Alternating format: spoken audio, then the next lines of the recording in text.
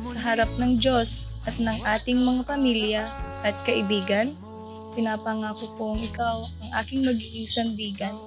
Sa bawat hamon at tagumpay, kasama mo ko. Mahal, sa araw na ito, pinapangako ko na ikaw ang aking magiging kasama. Sa lahat ng yugto ng ating buhay, ikaw ang aking inspirasyon.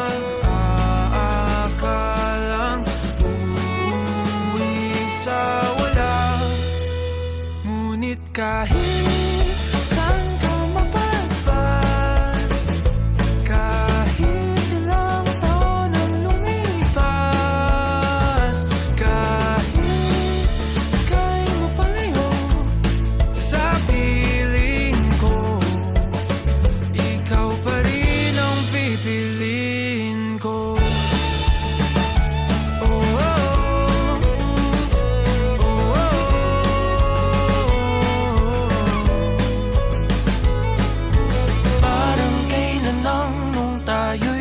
Nagtatawanan, kayakap ka't Pili kita araw-araw na mahalin ng tapat, igalang at ipagmalaki.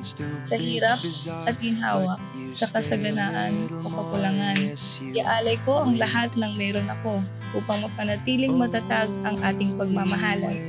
Pangako, mahal, habang buhay kitang mamahalin. There's no turning back for me. I'll wait till the mountains cross the seas, till all the secrets are set free, meeting you there on bended knee. There's no turning back for me. I'll wait till the mountains cross the seas, till all the secrets are set free, meeting you there on bended knee. There's no turning back for me. I'll wait till the mountains cross the seas, till all the secrets are set free. Pinipili kita ngayon at araw-araw na mahalin, pahalagahan at ipaglaban.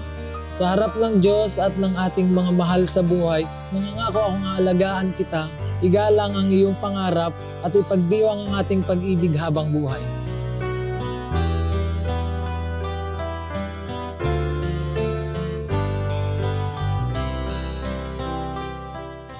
Nanggagantay dito yung Ebanghelyo, kinunana, a man will leave his father and mother and will unite with his wife, and the two will become one.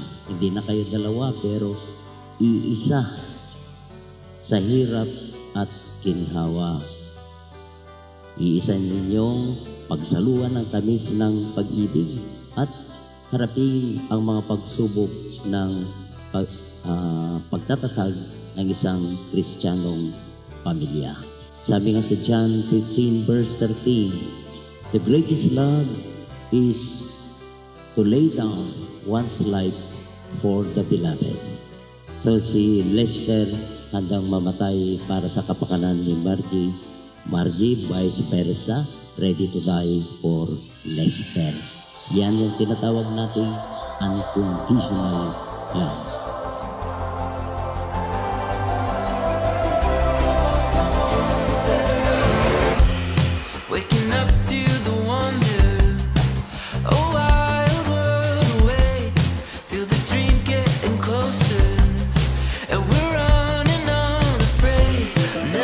Slow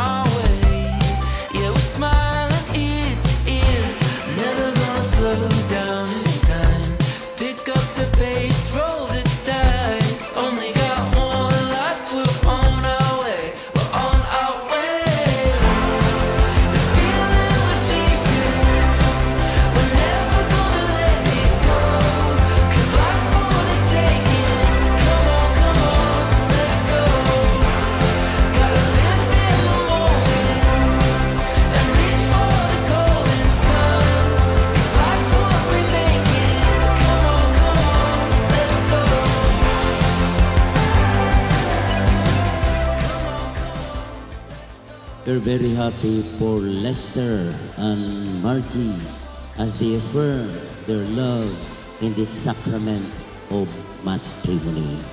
Mga kapatid, palakpan po natin mga bagong kasal.